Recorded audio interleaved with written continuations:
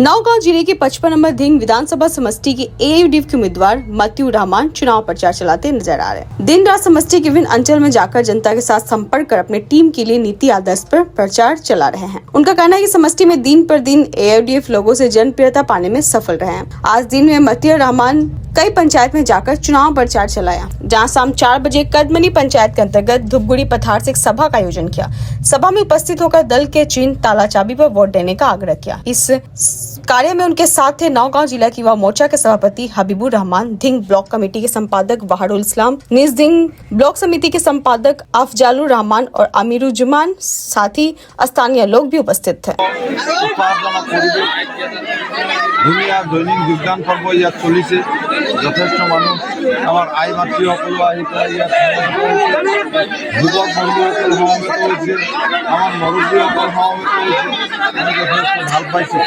আজি সমষ্টি প্ৰতিটো প্ৰান্ততে মাত্ৰ যোগদানৰ দুৱাৰ আৰম্ভ হৈছে। আমি যদি যাওঁ তাতে হাজাৰ হাজাৰ মানুহ যোগদান কৰি আছে।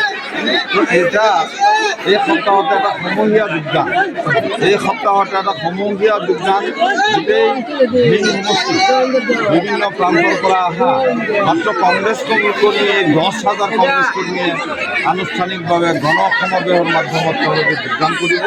এইটো আমাৰ কাৰণে যথেষ্ট উৎসাহজনক এটা খবৰ। লগতে আগন্তুক 3 তাৰিখে হয়তো আমাৰ নিজ দিন মার্কেটিং যিটো ফিল্ড আছে, রিজার্ভ আছে, তাত আমার বিশ্ববিখ্যাত এজন আইনবিদ আসাদুদ্দিন ওয়েসি সাহেব বর্তমান সাংসদ হয়ে আছে। তেওঁ হায়দৰাবাদত সুপ্ৰিম কোৰ্টৰ সিনিয়ৰ এডভোকেটসকলৰ মাজত এজন। তো আসাদুদ্দিন ওয়েসি সাহেব আগন্তুক 3 এপ্রিল তারিখে আমার নিজ দিন যিটো আপনার মার্কেটিং ফিল্ড আছে, রিজার্ভ আছে, তাত তেখেতে আহিব। লগতে কেন্দ্রীয় আঞ্চলিক সভাপতি আছিল, হয়তো আমার দলত যোগদান করেছে। সরকার সাহেবকে আদি করে আমার কেন্দ্রীয় নেতৃবৃন্দ সভাত উপস্থিত থাকিব। আমি আশা রাখিছোঁ এই সভাত আমার ধিং সমষ্টি, লাহৰীঘাট সমষ্টি তথা নগাঁও মৰিগাঁও ডিষ্ট্ৰিক্টৰ পৰা 2 লক্ষাধিক মানুহ তাত সমবেত হ'ব।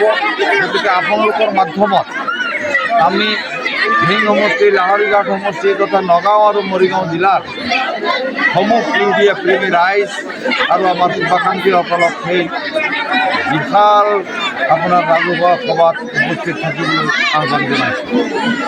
ধিং সাদুলুৰ ৰহমান की रिपोर्ट, डेली 24 लाइव।